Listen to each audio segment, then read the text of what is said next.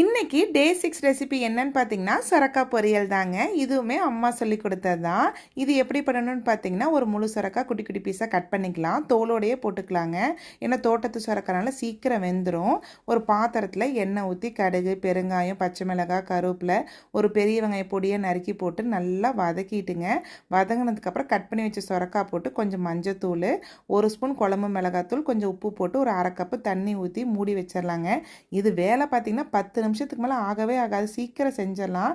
சைடில் வெந்துட்டுருக்க ஒரு 1/4 கப்பு வறுத்த நிலக்கடலை போட்டு இந்த மாதிரி குருணையாக அரைச்சிட்டுங்க. இது நல்லா இந்த கன்சிஸ்டன்சி இருக்கும்போது அந்த வறுத்து வச்ச பொடியை போட்டுடலாம். போட்டு ஒரு கலக்கு கலக்கிட்டிங்கன்னா அவ்வளோதாங்க. செம்ம சூப்பராக இருக்கும். சுட சுட சாதத்துக்கு இந்த சொரக்காய் பொரியல் போட்டு நெய் ஊற்றி சாப்பிட்டாலும் நல்லாயிருக்கும். எனக்கு வந்து பார்த்திங்கன்னா ரசத்துக்கு இது வச்சு கடிச்சிட்டு சாப்பிடும்போது ரொம்ப ரொம்ப பிடிக்கும். ஸோ கண்டிப்பாக இந்த ரெசிபி ட்ரை பண்ணுங்கள். அப்புறம் 7 டே ரெசிபி லிங்க் ஷேர் பண்ணியிருக்கேன்.